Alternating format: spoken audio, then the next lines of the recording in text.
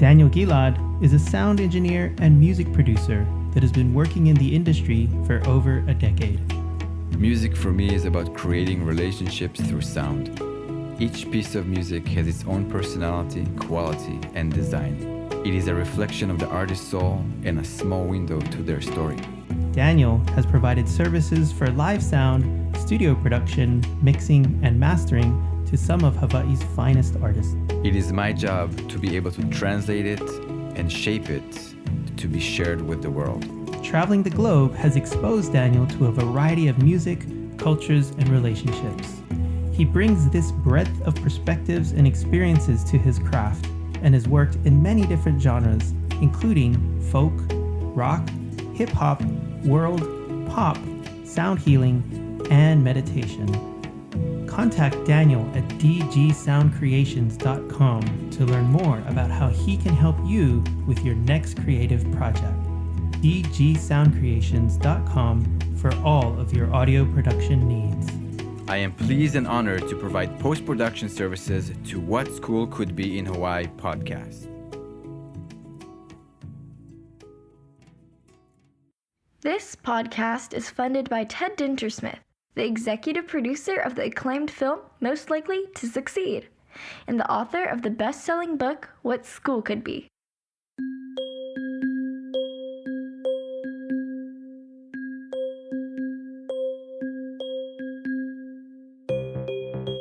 Hey everyone, this is the What School Could Be in Hawaii podcast. I am your host, Josh Rapoon. This podcast, now halfway through its second season, which happened during the COVID-19 pandemic, has garnered well over 22,000 downloads. We thank you, listeners. We will continue to bring you the stories of agile, adaptive, and innovative public charter, and private school educators and education leaders until we have achieved 1,000 points of light. We are many va'a, one voyage, all in it for all kids on all islands. Today, my guests are Art and Reen Kimura.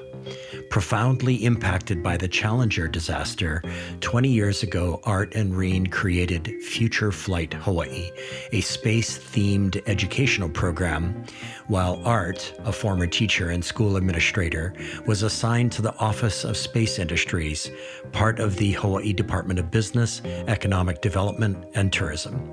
When that office was closed in 2002, the Hawaii Space Grant Consortium adopted Future Flight Hawaii as the centerpiece of its K-12 educational programs, where it continues to grow and touch the lives of so many. With their ongoing affiliation with Hawaii Space Grant, the Kimuras have created a whole host of educational and public outreach activities that have reached an estimated 150,000 students, their parents, and teachers. The Kimuras' work includes K-12 educational programs, science nights, courses for teachers, grants, and participation in local, national, and international engineering educational programs. For a sampling of programs, search online for Future Flight Hawaii, Astronaut Ellison Onizuka Day, Astronaut Lacey Veach Day, and Robotics in Hawaii. Former Hawaii Governor Linda Lingle, in her 2008 State of the State address, called Art Kimura the father of Hawaii robotics, which is epic. And now, here's my conversation with Reen and Art Kimura.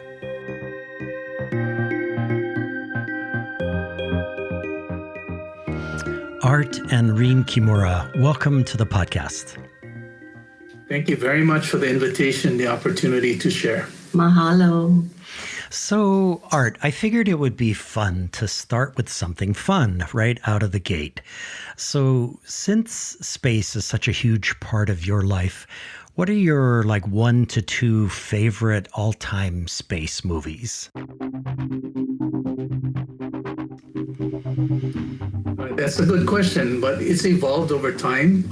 As a child, I loved Buck Rogers. Then later on, when Star Wars came out, that became my favorite. But more recently, I've been really enjoying the real world type of space movies, such as Apollo 13, Hidden Figures, those kinds of things. So I enjoy talking to our scientists about what's really real about these and where they find discrepancies in the portrayal of the movie. So I would say number one would be Apollo 13, and number two would be Hidden Figures. I love Apollo 13. And you know, Art, the other day, I think it was last week, I was talking with a group of young people and I mentioned 2001: A Space Odyssey, and not one of them knew what I was talking about. I felt very deflated in that moment. I'm like, oh, I think I'm getting old. So Reen, I understand that you are a fan of the early Star Wars series. So what was it about those early films that captured your attention and your imagination? Thank you so much for that question. I've been thinking about my favorites, and one of the reasons why I enjoyed Star Wars is it seemed to leap forward into the future and draw the viewer's imagination. I really like that about it. Other than that, being a history person, not so much a science fiction type of person, I really enjoyed Apollo 13. I enjoyed October Sky. I like thinking about the boys that had a vision and the challenges. And more recently, of course, I enjoyed Hidden Figures. Yeah. All of those are my favorite films, and I always look forward to when new films come out that are related to space. And hopefully someday we'll be able to get back into the theaters again, where we can see them up on the big screen with the great sound. So, Reen, if I have my math correct, you two have been married for 53 years. Is that correct? Sounds about right. Sounds right. Okay. So, Reen, when did you meet? And if I may be so bold as to ask, like, what did you see in Art that prompted you to think this guy has potential and I could be around him for a long time? Oh, that's so funny that you should ask that.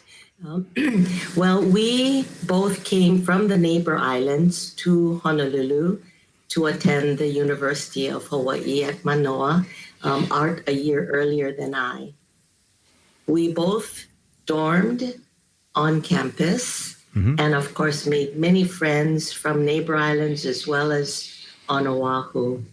And it seemed we ended up on a date, and I was not interested in dating at that time. But I thought that Art seemed like a pretty intelligent guy. He was smarter than me in the sciences, and that was attractive. And Art, what explains the longevity of your partnership with Reen? I think longevity, I think she's been very supportive of the things that I like to do. The nice thing is we've been able to do many of our work together. We have a common interest in education, of course, as teachers. And she actually was the one instrumental in my getting into teaching, because while I was at the university, my dream was to be a fighter pilot or a marine biologist. Well, fighter pilot's dream died quickly because of my eyes, and marine biology died because I got totally bored in the class that I was taking. So Reen was the one that talked me into taking my zoology degree and turning it into a secondary science teaching degree. You know, Art and Reen, it's so interesting because one of the silver linings of this terrible COVID pandemic is that for my wife and I are celebrating our 20th wedding anniversary on Sunday. And for the majority, for 19 of those years, we both went off to work in our separate locations and didn't see each other throughout the day, except when we got home, you know, exhausted at the end of the evening. But COVID pushed us both into the house, and she's the publisher of Hawaii Business Magazine. So she's running the magazine in the room next to me. And so we have now been able to be together for an entire year, which is absolutely fantastic. I so appreciate, Art, what you said, you know, that you get these strange opportunities that come along from time to time where everything kind of shifts on a dime, and you get to do things a little bit differently. Yeah, it's very cool. Absolutely. Yeah. So you were both teachers well before No Child Left Behind and Race to the Top back in the 90s. So Art, you were teaching biology, as you mentioned, and Reen, you were teaching in the humanities, history. Is that correct? Is that what you were working on? Well, actually, I never really taught in the secondary education field of social studies, which I was trained to do because of our children, trying to be available, raising them. I went off to a part-time position at Honganji Mission School, which is a private school on Palik Highway. And that served our family well because I didn't need to commute out to maybe Waianae or Nanakuli where the jobs were. And my young children could go to preschool there with me. Got it. I did not get into secondary education until I helped develop the middle school program at Honganji. I had the joy of experimenting and teaching in elementary and computer science when there were only 3 of us in the state attempting to do this. Got it. Okay. So Art, I think my question was around what was it like to be a teacher back then during what is often referred to as like the factory model of education. And I've read some things about how you broke out of that factory model pretty darn early. So what was that like? Well, in those days, we had a guide, put out by the state, like the standards. They weren't called standards, but it was our Bible basically on how to teach biology. We've pretty much followed a prescriptive plan guided by the textbook that we had adopted. So our school, McKinley High School, adopted BSCS as the biology. So there were several of those types of programs. So I think looking back as to how I was teaching, I did labs twice a week. We had a schedule in which we could do 90-minute labs twice a week in one short period. But very quickly, I found out that there were hands-on activities that we're doing all the time. I was correcting 300 lab reports a week, but I wanted to give the students a real experience. So this is why I developed a program in which our students twice a week would report to field centers at the Honolulu Zoo, the Waikiki Aquarium, Straub Hospital, Hawaiian Humane Society. And there they would actually be working with professionals, nurses, pharmacists, veterinarians, zookeepers. And it was, I taught that class for 9 years before I left McKinley. And that gave them a reality of how things work in the world in that field experience. And as a teacher, it was a joy. So, how did you go about initially setting up those relationships with those field centers, Art? Like what were your first steps in doing that? Well, I had read in a paper that there were groups going into the Honolulu Zoo at night, camping there. And so I called them, and immediately they denied me because they said people were abusing that privilege by playing volleyball and having loud noises. I begged them, and I said, I'll bring my science club there. And so over time, it ended up where they would allow me to go in by myself. I built a relationship with them. And then eventually they asked me to serve on the zoo education board. And one of the immediate needs they had was saying that they had a lack of docents that would guide the students that would be visiting the zoo. And this is where we took off on the idea. Now, I didn't invent that idea. It came actually from, I think it was Kailua High School is already running a community type program like that. So I kind of copied their model.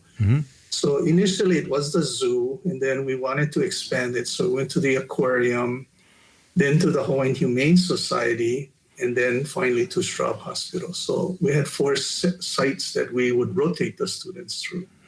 Wow. So it came initially from just volunteering for their board, and then seeing what their needs were. Yeah, I that's so awesome and remarkable, Art. And I think, I'm sure that there were shining examples of these kinds of partnerships that were being built, quote unquote, back then. But now, today, this is almost like a new topic of conversation for educators who have not contemplated that kind of thing. And I'm very, very encouraged in this moment to see educators, public, private, and charter, all across the state of Hawaii, reaching out to local organizations and finding out the kinds of things that you found out back then. And it just means that kids are going to have these real world experiences. So that's very cool. I'm super curious to know, our listeners will be as well, to hear about your experience, Art, applying to be the first teacher in space, which was 1985, if I've got that correct. That's some 36 years ago. What is that correct? Yeah. It was, the application came out in 1984. Oh, okay. And selection occurred in 1985. Right. So, Art, what were you thinking and feeling as that moment when the first teacher would be selected approached? So, as a child, I loved playing with rockets. I mean, we would make our own rockets out of fertilizer and sugar, use paper and make rockets, and we'd launch them. And so I've always had a fascination about space. I have numerous plastic models of spacecraft that I built as a child. So I've always had that dream.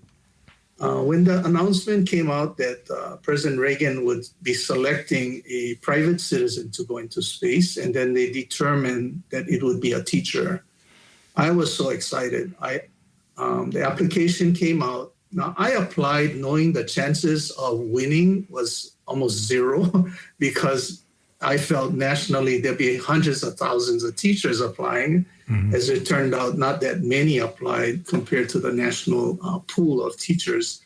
In Hawaii, I believe there are 19 teachers that applied.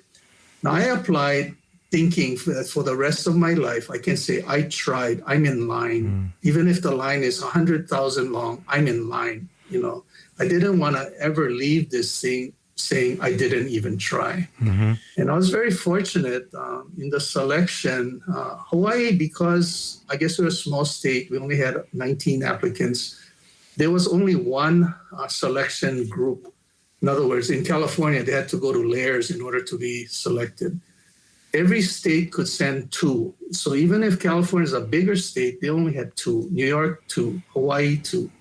So myself and Dr. Joe Ciotti, a physics teacher at St. Louis, were selected to represent Hawaii in this contest. Mm-hmm. So we went to Washington, D.C. in 1985 for a week, and all the judges were there, and we met the other candidates.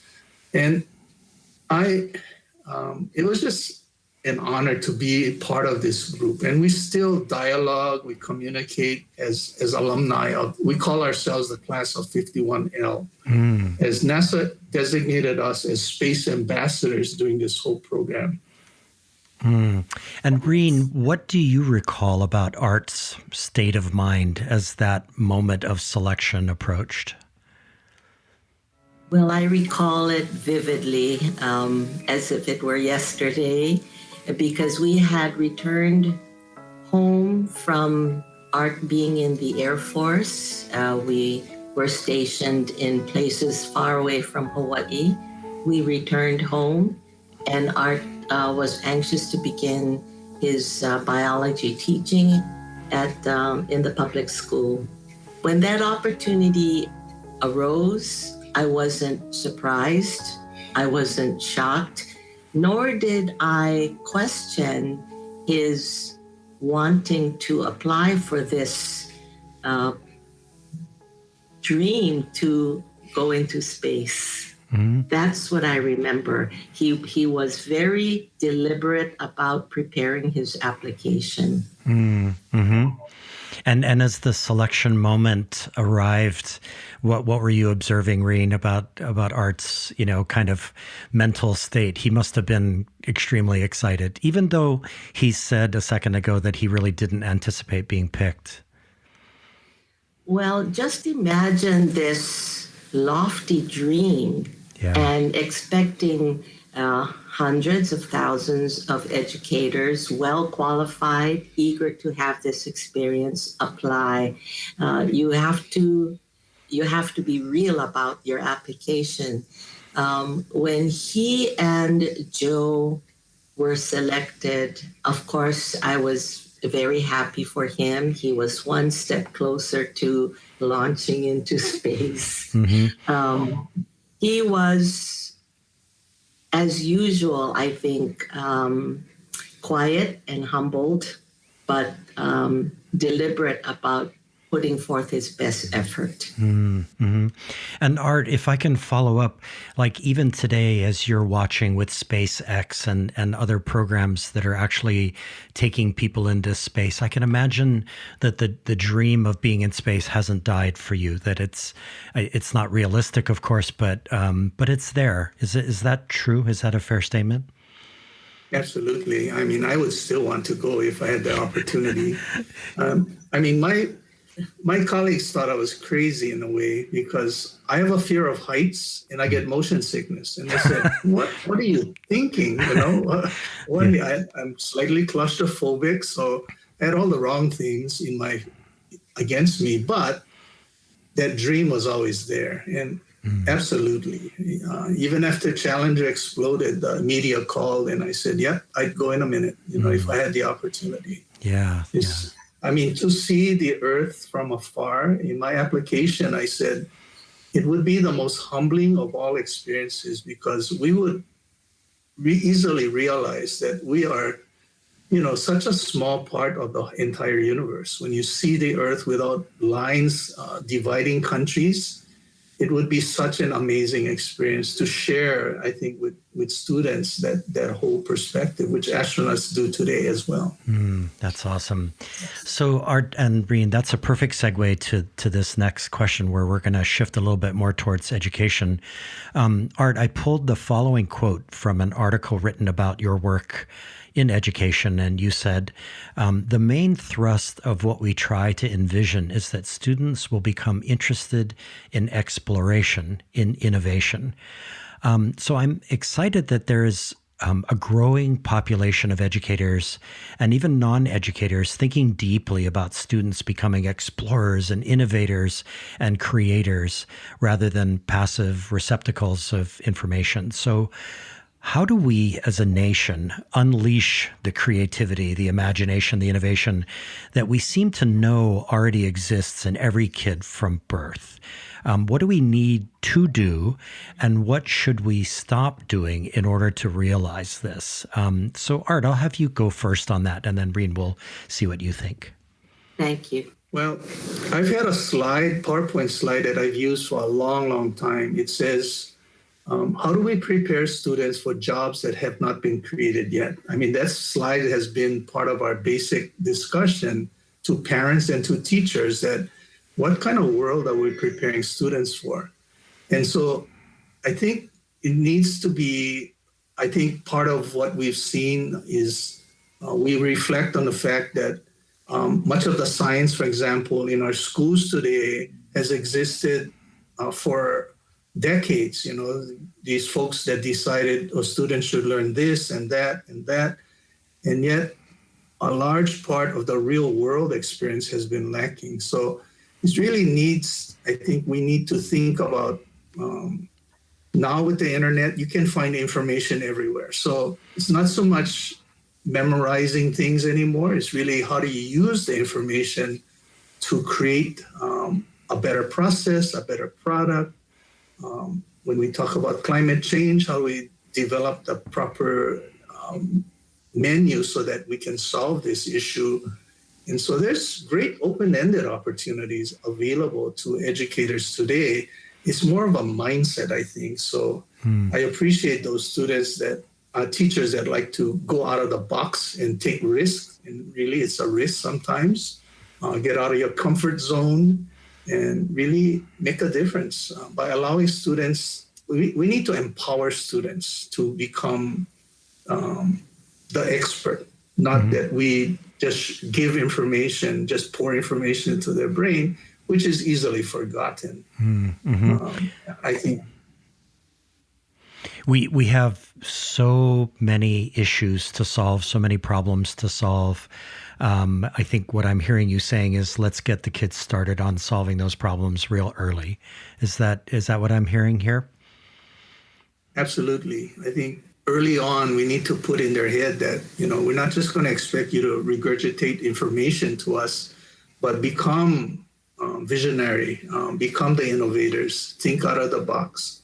Mm-hmm. And so I often tell teachers during the pre-service workshops we do, or parents during family science night, it's really about not so much the what, it's really developing the why and the how. Unfortunately, our system and our society drives people away from the how and the why. It's more about what is the answer, circle the answer. You're measured on the answer, not so much how you derive the answer itself. Mm-hmm. And Reen, you've been with Art every step of the way along this process. What are your thoughts about what we need to do to give kids an opportunity to be explorers and innovators and creators? Well, I really feel that adults need to be role models for children, to be excited about what's right in front of them in the real world, what they're hearing, what they're seeing, and be excited to learn more and understand deeper about their real world. And that real world, Art and I have often said, is the social and the scientific world that kids truly are curious about. So when they have a question, let's pause, take a moment to listen to that question. Celebrate the question, and perhaps we can together pursue some answers. But I like that children are forever curious. Just a few days ago, we prepared a congratulatory message to the pre-service teachers that we assist at UH Manoa. And we said that we hoped that they would be excited to learn something new every day and share that excitement with their students so that they in turn will do the same. Mm-hmm. Yeah, Reen, I think you and I should go into the bumper sticker business, and our bumper sticker will be "Celebrate the question." I love that. Absolutely. Yeah, we can paste it on every car and every computer everywhere. That'd be a great tagline as we go forward.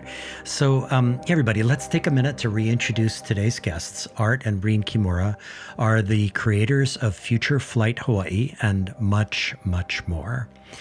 So I read about a moment when students from Putaho and Pearl City High School spoke via satellite uplink to the crew of a space shuttle mission.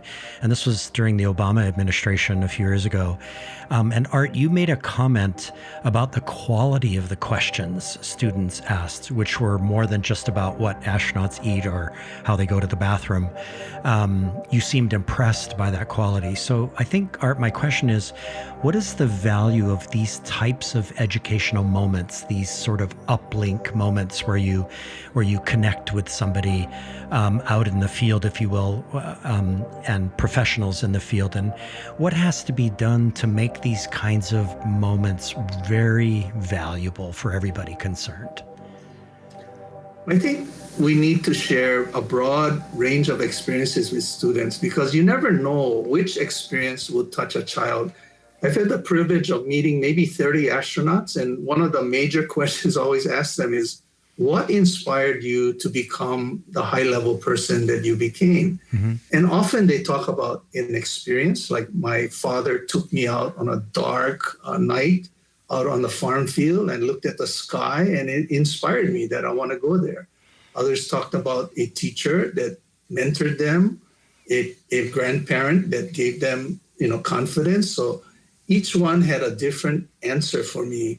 So I think we need to share a wide variety of experiences with our young people.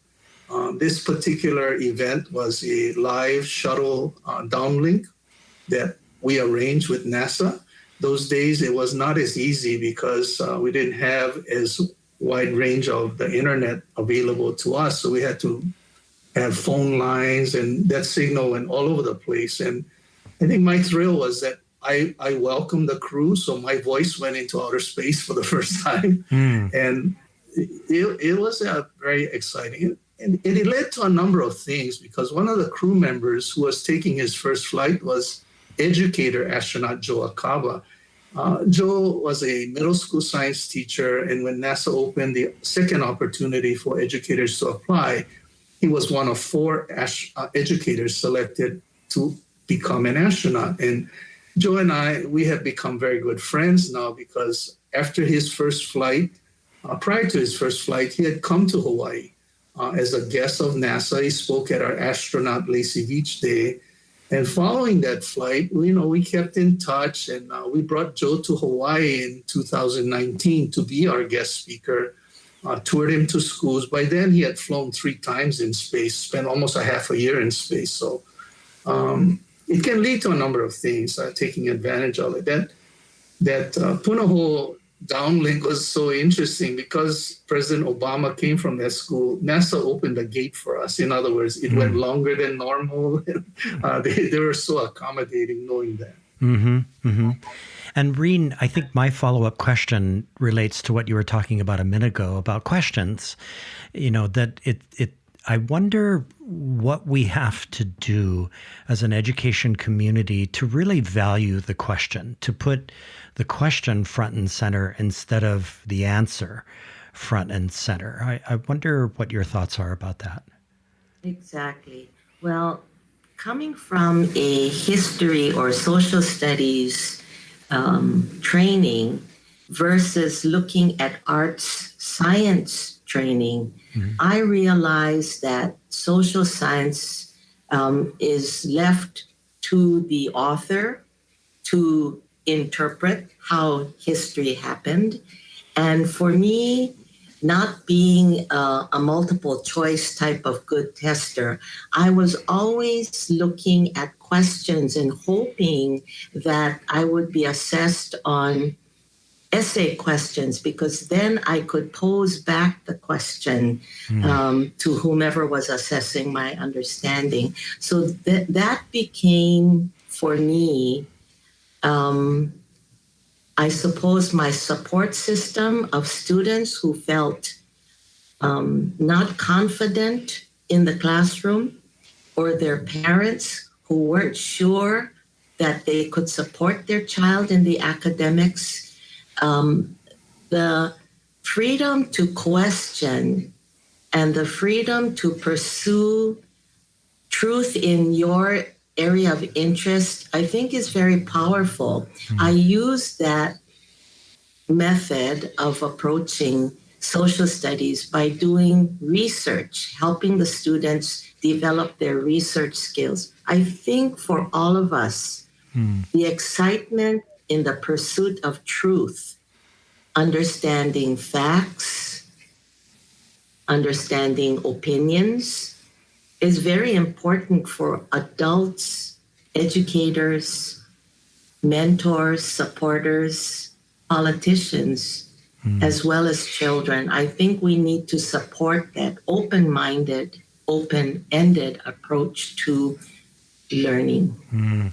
Wow, Reen, you're singing my song. I also was a terrible multiple choice tester when I was in school, and it's largely the reason why I never enjoyed school. But in my 17 years teaching history at the high school level, I found myself every year becoming more and more relentless about developing students' ability to ask questions, and questions that are grounded in information, grounded in research.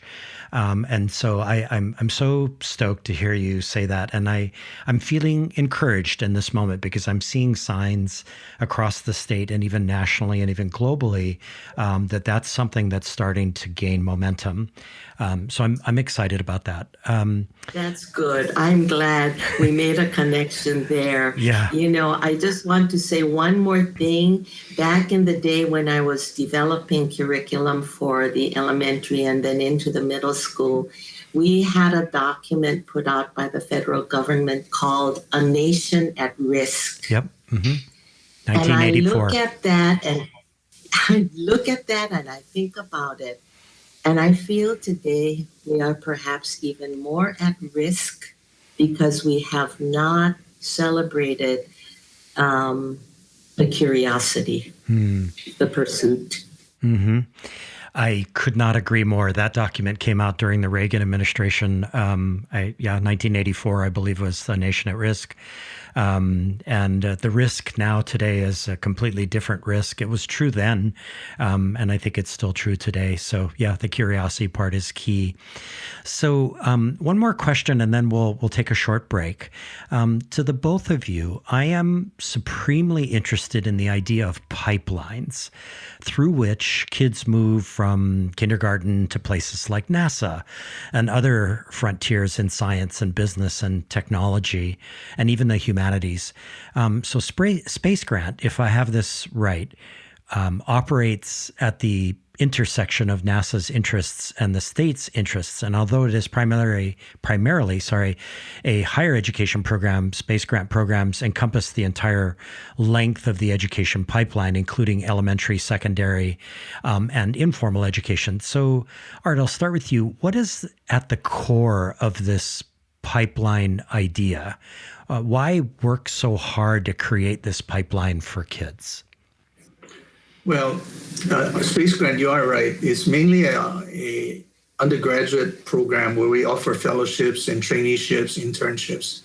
However, our supervisors, we're so grateful because they embrace the idea that you have to develop the pipeline from early on. You cannot wait until they're in college for them to develop this interest in space.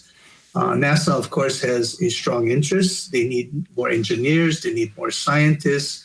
And so it was trying to develop that interest in space-related activities.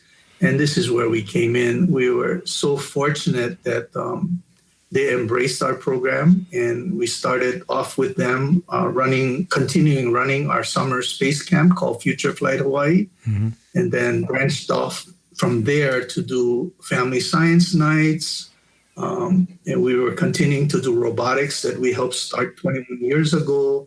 And so it became a multi-pronged approach. I mean, ours is primarily on the informal side. However, we did a lot of in-class programs. I visited classrooms live throughout Hawaii.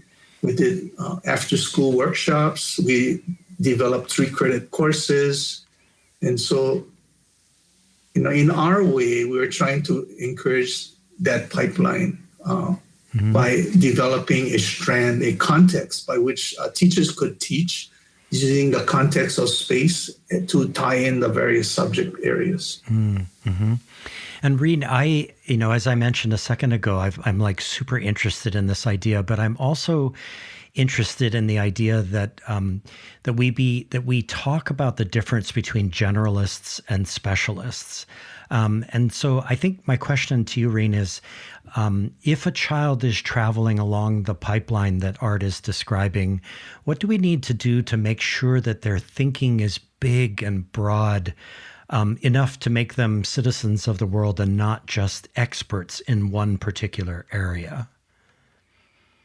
Oh, that's a very compelling proposition.